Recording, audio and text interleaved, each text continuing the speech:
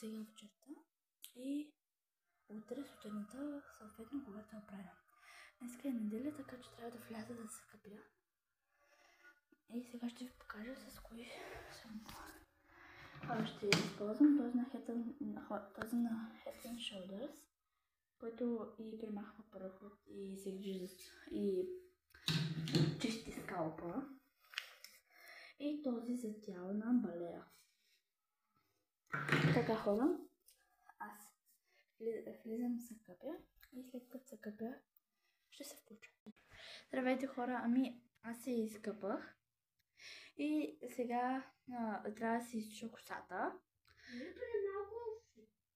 Да се изсуша и след това пак ще се включа. Не, след като се облека ще се включа.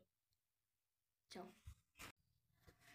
Хора, облякох си пижамата и сега ще сложа кърпата на главата и ще започвам да се оправям. Няма да слагам си шала, за да не си горя косата. Мисля, че вече го казах. Не знам. Сега ще сложа кърпата и ще се върна. Хора, сложих си я.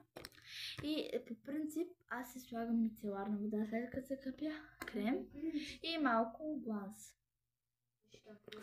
А утре, брат ми се спира да ме закача, утре пак тези неща, но ще добавим молив и спирала. Спиралата, може би и сега ще добавя молив, но спиралата със сигурност нещо само като легне и става ужас.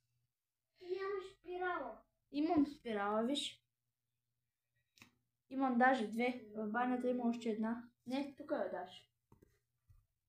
Нямаш. Ето. Ама нямаш шавила. Имам? Имаш такова за устно. Ето, това за какво е? Не имаш само гланс. Прощат неща. Оле, хора, няма да ми стигне времето. Няма да бъде. Бързо. Не, защото свърши времето за видеото. Хора, аз ще се оправя, ще се върна. Хора, това беше. Утре, утре сутринта също. Само известия. Утре сутринта пак ще кача втора част, за сутринта, защото оправям се за училище. Сега размахвам клима, гледам нещо на телевизора, ям, гледам нещо на лаптопа и